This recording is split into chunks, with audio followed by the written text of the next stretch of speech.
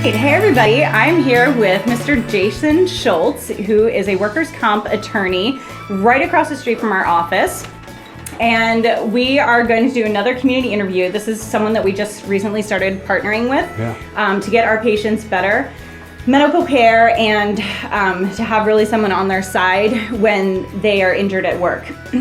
So we're going to ask him some very frequently asked questions that our patients come to us with, and maybe you have wondered on your own if you're at work and something happens, and sometimes people feel pretty intimidated to even approach workers' comp, all the right? time. Yeah. You hear the word and it's kind of like hearing the word customer service. Like it just has a negative connotation about it. Lawyer has a negative connotation. Lawyer has a negative connotation. Yeah. So it's kind of weird to even be talking to a lawyer because they say, oh, you need to talk to a lawyer. Right. And then they say, ooh, okay, well, that's going to cost me, you know?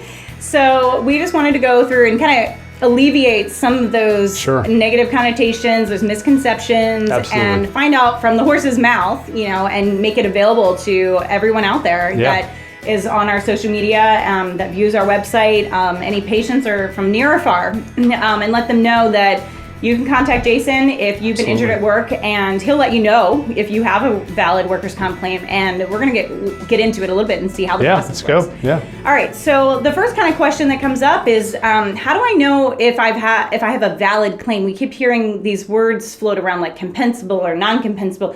If I get hurt at work, how do I know if it's a valid workers' comp claim?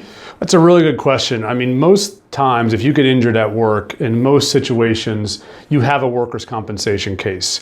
There are very few situations where that is not the case. However, there are things that people can do, which I'm sure we're going to get into, that you can do to make sure your rights are protected, to assure that you do have a workers' compensation case.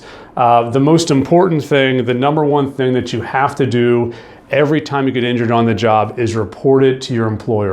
It is the most important thing that people, if they do that from the beginning, when you get injured on the job, even if it's minor, if you report the injury right away, that cures a lot of ills that can happen in a case. So bottom line is, if you get injured on the job, no matter what it is, if it happens at work, you're covered.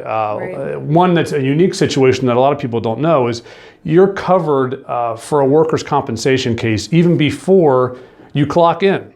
So if you are an hourly employee and you go and you clock into your job, you're covered before that happens as long as you are on the premises. So for example, if you have a slip and fall in your parking lot where you park every day, it's snowy, it's icy, we see this all the time in February and January. When this happens and you slip and fall in your parking lot, even before your shift starts, you are covered. So most times you're covered if it happens on the job. We hear that a lot. If you're not clocked in, you're not covered. So that's actually a misconception. It is, yes. Okay. Well, that's good to know. Yeah. All right. So let's say something does happen. Let's say I'm injured at work, and whether I work for a big company or small company, I wake up and I'm hurting the next day. I want to go to a doctor. So I report it to my boss, and my boss then says, okay, you have to go to this urgent care center, or you have to go see this doctor or that doctor. Whether my boss says that or the workers' comp, their carrier, they say you have to go here. This is where all of our employees go. Yes. Is that true? How does that work? You know, because as a person, I might have preferences with where I get medical treatment. As you should. How does that work? So in Maryland, you have the right, an injured worker has the right to treat with any doctor they want to treat with. There are some caveats if you are a union employee and have a union contract. There are some union contracts that require you to at least go to a doctor initially or to check in. If you have an attorney who does a lot of union work or labor work or is an experienced workers' comp attorney, they're going to know those differences to make sure that you know what to do. 99% of the people who come in my office have already gone to a doctor. Okay, so when they go to the doctor or they report their injury to their employer almost automatically sends them to a facility that they have a contract with. It happens all the time. So usually when people come to me, they've already seen one physician, which is never a problem. Usually you go one time, it's not a big deal. It's more of a big deal when you don't go to the doctor. When you get injured on the job, you should report it, as I said earlier, and seek medical treatment right away. Okay. Go to a doctor, get a history of it, make sure that doctor has a full history of how you were injured and how you were feeling. If you have reporting to your employer and you've seen a doctor right away, again, you're in a really good position. It puts us in a good position to be able to protect your rights. After people typically do that, you should absolutely treat with a doctor of your choice. Maryland's very clear on that. It's very unique. It's a wonderful right we have in the state that injured workers can treat with a doctor of their choice. And the number of people that come in here and think they've got to treat with a doctor that their employer sent them to is numerous. It happens every day. So we got to make sure that we're getting you into a doctor of your choice, a physician of your choice, a chiropractor of your choice, that you're getting the treatment that you deserve and you have a right to, because ultimately you want to make sure you have a physician, a chiropractor that's looking out for you. Right. That their focus is not on keeping that contract with the employer. Their focus is on getting you better. And the ultimate goal is we want to get people back to work. Right. And, just from our perspective as chiropractors, we see that all the time where we'll have a patient come in and start treatment under workers' comp, and then they've been bullied by the insurance company, and basically they threaten to not pay the claims. And then the patient feels like they have to go to that other facility and maybe get, injections or just painkillers, and and they even say things like, "You're not that injured. You need to go back to work." And then they feel like they can't continue seeing us. And as much as we tell patients, you can continue seeing us, we will work with you. They can't do that. That's actually illegal, because they're bullying you. So in the state of Maryland, you have the right to choose. So we just want to clear that up. Absolutely. That's great. So let's talk about, why would I need a lawyer? I mean, let's say I've reported it to my employer. They give me a claim number. I go to my doctor. I'm going to assume that my bills are going to be paid because I have a valid workers' comp claim. I've been injured. I'm going to the doctor of my choice. Why would I need to hire you? Yeah, it's a good question. I mean, most people think when they talk to an insurance adjuster, they may even have a claim number that they've gotten through the insurance company that their employer has to handle their workers' compensation cases. They may even have that. They think, I've got a workers' comp case. You do not have a workers' compensation case in Maryland unless you file a claim with the Maryland Workers' Compensation Commission. Okay? Now, why do that?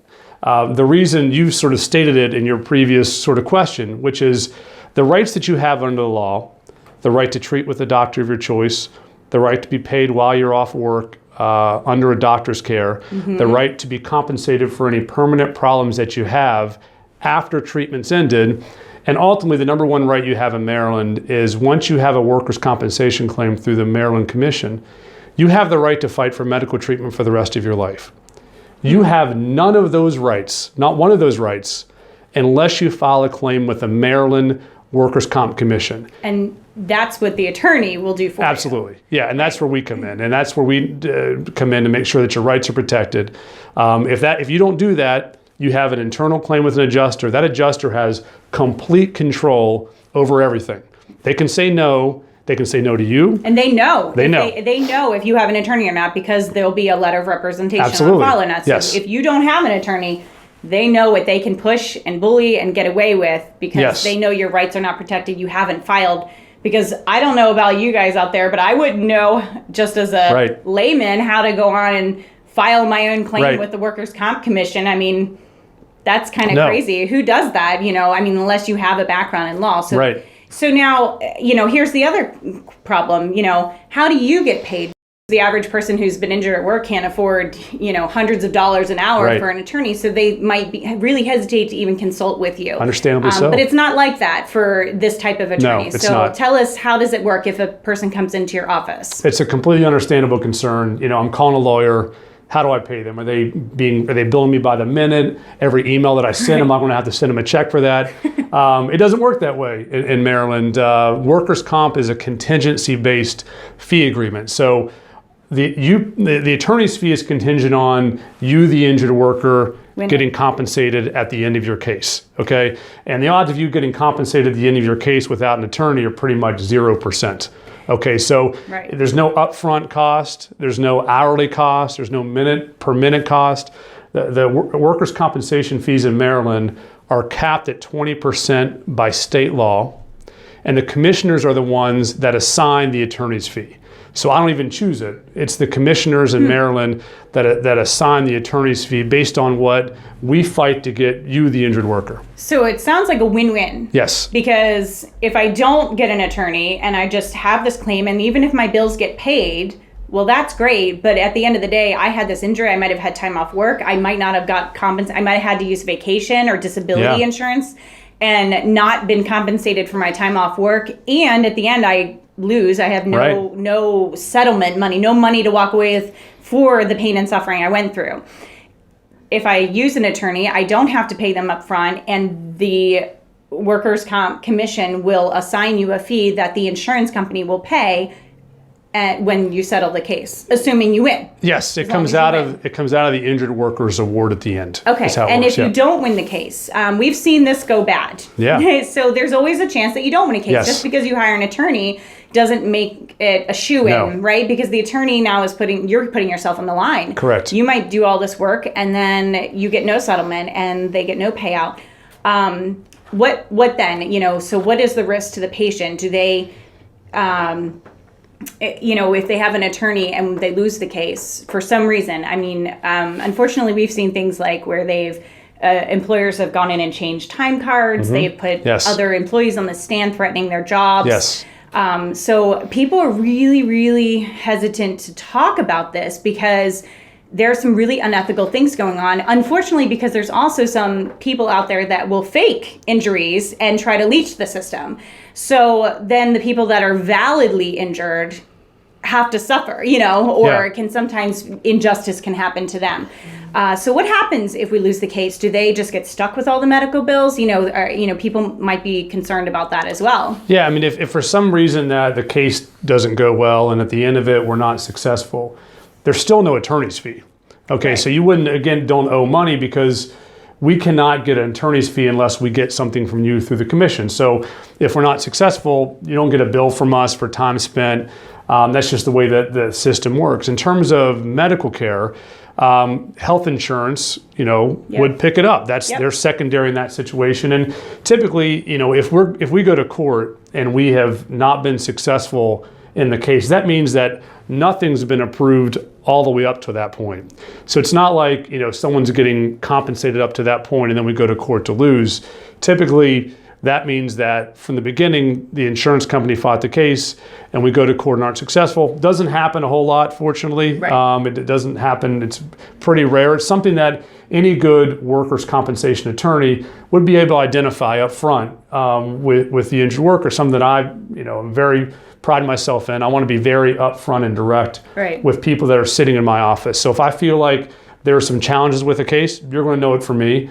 I don't want you to have any surprises if that's possible. So it's important. I wouldn't want that. If I were on the other side of the table, I'd want to know the truth. Yeah, and that's why we like working with Jason too, because not only is it so convenient for our patients because we're right across the street, but he also only does workers' comp. So he has a very methodical way, and it's like someone who could do a very good wine tasting. Yeah, okay. Like you can tell the year and the type and all that because... Is that part of the interview too? Yeah, Okay, great. Right after turn the camera off. Okay, great.